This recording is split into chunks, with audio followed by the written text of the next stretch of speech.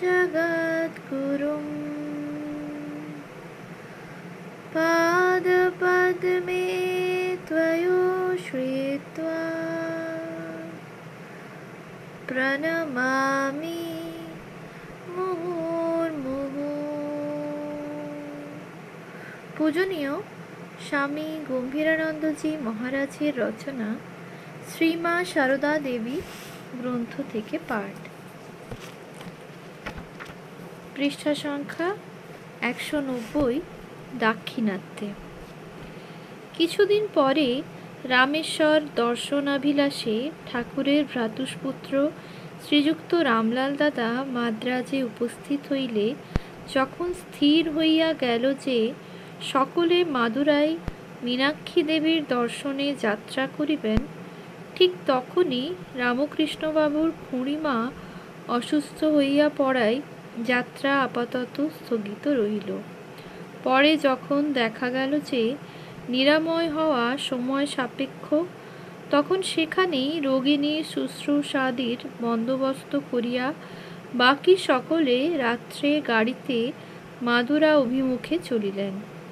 শশী মহারাজের সুব্যবস্থায় সকলেই দ্বিতীয় শ্রেণীতে স্থান পাইলেন এবং মাতা ঠাকুরানীর সেবা যাহাতে পূর্ণাঙ্গ হয় তাহা দেখিবার জন্য তিনি স্বয়ং সঙ্গে চলিলেন।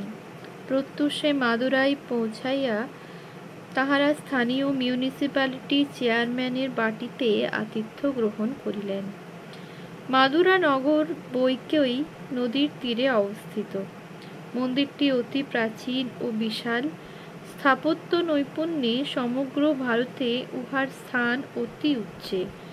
উহার গোপুরম বা প্রবেশদ্বারগুলি উচ্চতা, গাম্ভীর্য ও শিল্পকলায় পথচারীর নয়ন মন হরণ করে এবং মন্দিরের সর্বত্র খোদিত পৌরাণিক ঘটনাবলী ধর্মপ্রাণ হিন্দু মাত্রকে দীর্ঘকাল মুগ্ধ করিয়া রাখে। মন্দির মধ্যে সুন্দরেশ্বর স্বামী নামক শিবলিঙ্গ প্রতিষ্ঠিত এবং মীনাক্ষী দেবীর মূর্তি বিরাজিত। এমন নয়নাভিরাম দেবী মূর্তি ভারতে বড় বিরল। সুন্দরেশ্বর ও মীনাক্ষী লীলাবিলাসের জন্য মন্দির মধ্যে কতকগুলি মণ্ডপ আছে। তন্মধ্যে সহস্র স্তম্ভ মণ্ডপ ও বসন্ত মণ্ডপ সুপ্রসিদ্ধ। মন্দির পার্শ্বে প্রস্তর নির্মিত শিবগঙ্গা নামক জলাশয় আছে। শ্রীমা প্রভৃতি সকলে অপরাহ্নে উহাতে স্নানান্তে দেব দর্শন আদি করিলেন এবং স্থানীয় প্রথা অনুসারে শিবগঙ্গার তীরে নিজ নিজ নামে প্রদীপ জ্বালিয়া দিয়া বাসস্থানে প্রত্যাবর্তন করিলেন। মাদুরায় অবস্থানকালে তাহারা তিরুমল নায়কের প্রাসাদ এবং তেপ্পাকুলম নামক সুবৃহৎ 1000 ফুট গুণিত 950 ফুট সরোবর প্রভৃতিও দেখিয়াছিলেন। রাজভবনটি এখন জজের আদালত রূপে ব্যবহৃত হয়। এই প্রস্তর নির্মিত প্রাসাদের বিশাল ছাদ 125টি স্তম্ভের উপর স্থাপিত। সরোবরের মধ্যস্থলে একটি ক্ষুদ্র দ্বীপ আছে। এই সকল দেখিয়া শ্রীমা হৃষ্টচিত্তে বলিয়াছিলেন, কি সব ঠাকুরের লীলা! মাদুরা হইতে ইহারা রামেশ্বর অভিমুখে যাত্রা করিয়া দ্বিপ্রহরের গাড়িতে মণ্ডপম নামক স্থানে উপস্থিত হইলেন। সেখান হইতে স্টিমার যোগে সমুদ্রের খাঁড়ি অতিক্রম করিয়া পাম্বান দ্বীপে পদার্পণ করিলেন। বর্তমান খাঁড়ির উপর রেলসেতু নির্মিত হওয়ায় আর স্টিমারে পার হইতে হয় না। দ্বীপটি রামেশ্বর দ্বীপ নামেও পরিচিত। বন্দর হইতে পুনর্বার রেলগাড়িতে চড়িয়া রামেশ্বর তীর্থ পৌঁছিতে রাত্রি প্রায় 11টা বাজিয়া গেল। সেখানে পূর্ব ব্যবস্থা অনুযায়ী তাহারা পাণ্ডা গঙ্গারাম পীতাম্বরে সংগৃহীত একখানি ভাড়া বাড়িতে উঠিলেন। রাত্রে রামেশ্বরকে শুধু উদ্দেশ্যে প্রণাম করিয়া যাত্রীরা পরদিন প্রত্যুষে সমুদ্র স্নানান্তে মন্দিরে উপস্থিত হইলেন। রামেশ্বরের প্রস্তরময় মন্দিরটি বিশালত্বে বোধ হয় অদ্বিতীয়।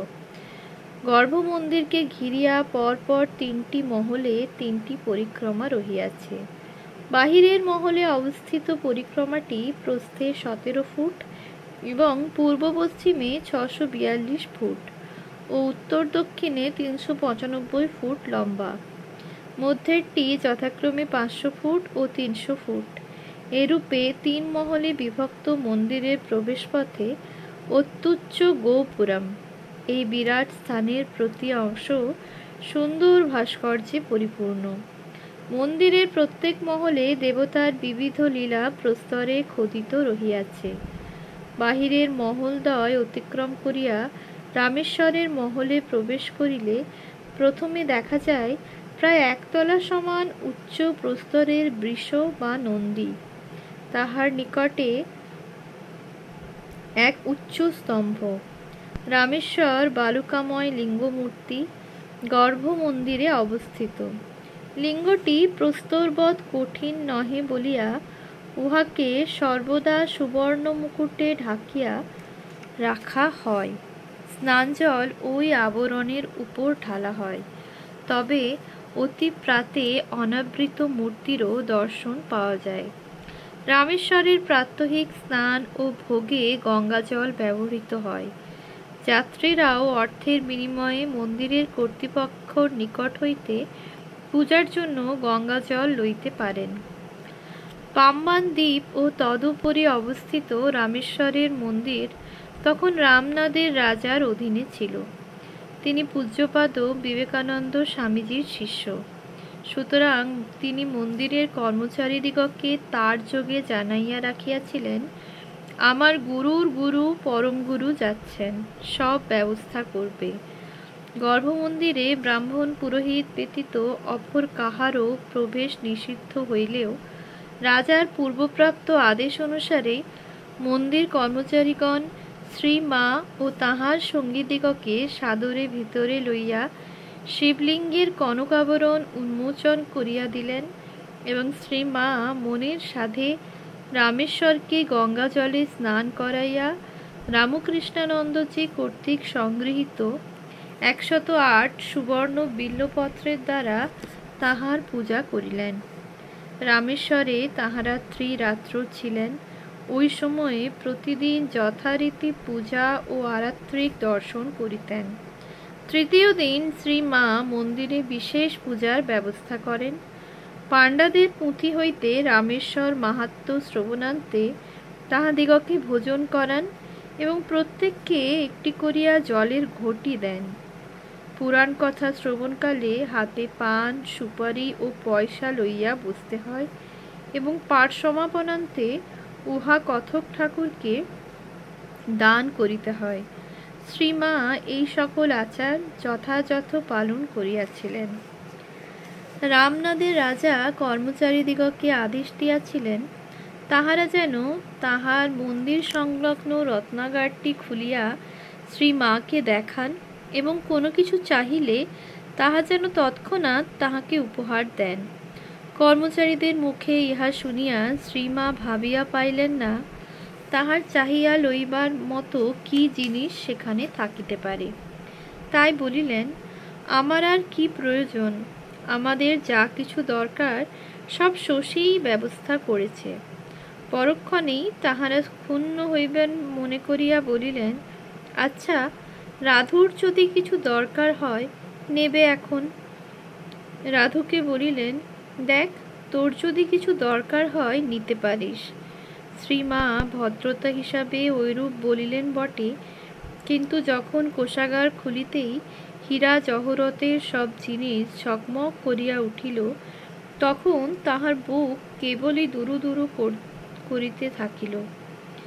আর তিনি ঠাকুরের শ্রীপদে আকুল প্রার্থনা জানাইতে লাগিলেন, ঠাকুর, রাধুর যেন কোনো বাসনা না জাগে। ঠাকুর সে মিনতি শুনিলেন। সব দেখিয়া রাধু বলিল, এ আবার কি নেব, ওসব আমার চাই না।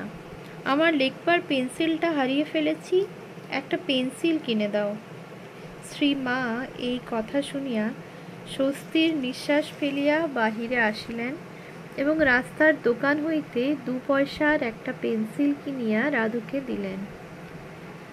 শ্রী মায়ের তীর্থযাত্রার সঙ্গী ও সেবক স্বামী ধীরানন্দজি একদিন সরলা দেবীকে বলিয়াছিলেন যে অনাচ্ছাদিত রামেশ্বর লিঙ্গকে দর্শন করিয়া শ্রী মা বলিয়া ফেলিয়াছিলেন, যেমনটি রেখে গিয়েছিলুম ঠিক তেমনটিই আছে।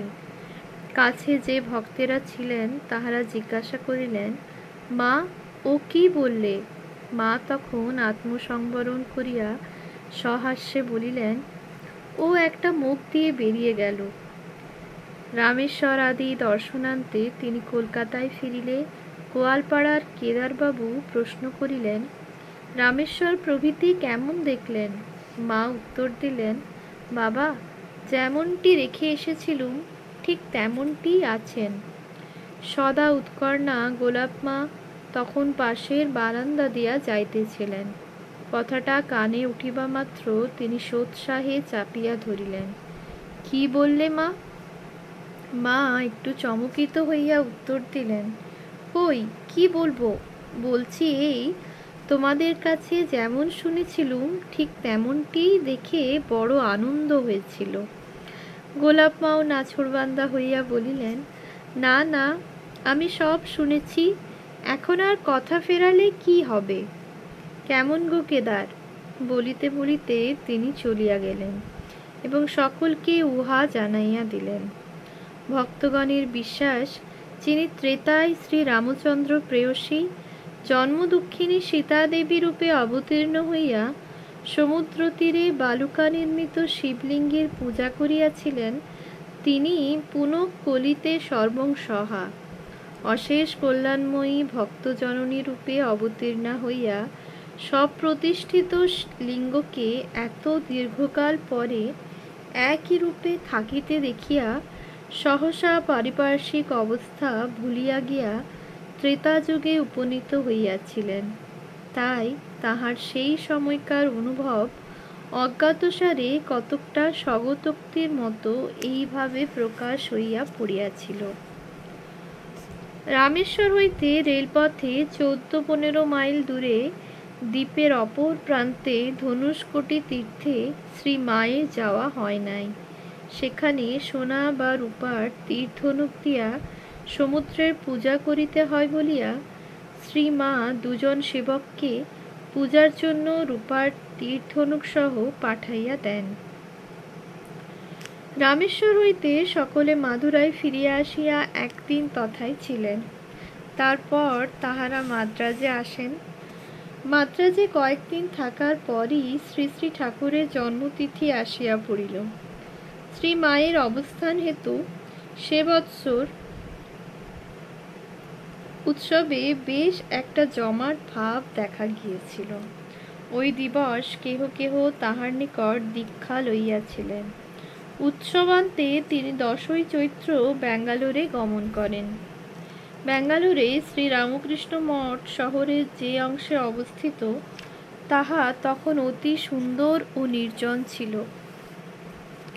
বর্তমানে নগরে গৃহাদির সংখ্যা বৃদ্ধিপ্রাপ্ত হইলেও বিস্তৃত ভূমিখণ্ডের মধ্যস্থলে প্রস্তর নির্মিত আশ্রমবাটির নীরবতা অব্যাহত রহিয়াছে। আশ্রমভূমি বহু ফল ফুলের বৃক্ষে সুশোভিত। সম্মুখে প্রশস্ত বুল টেম্পল রোড। উহা অদূরে অবস্থিত সুবিদিত বাসবনগুডি বা বৃষভ মন্দির গিয়াছে। মন্দিরে সুবৃহৎ বৃষভ মূর্তি, অন্য কোনো দেবতা নাই। সেখানে পূজাদির জন্য প্রত্যহ শত শত যাত্রীর সমাগম হয়। শ্রীমাকে এবং তাহার সঙ্গিনীদিগকে আশ্রমবাটিতে থাকিতে দেওয়া হইল এবং ভক্ত ও সাধুবৃন্দ তাঁবু খাটাইয়া বাহিরে বাস করিতে লাগিলেন। শ্রীমায়ের শুভাগমন সংবাদ সর্বত্র প্রচারিত হওয়ায় প্রত্যহ দলে দলে ভক্ত আসিয়া তাহার শ্রীচরণে সাষ্টাঙ্গ প্রণামান্তে পুষ্পাঞ্জলি দিতে লাগিলেন। তাহাদের আনিত ফুল এক একদিন স্তূপাকার হইয়া উঠিত। ওম শান্তি শান্তি শান্তি। हरिः ओम तत्सत्। श्रीरामकृष्णार्पणमस्तु।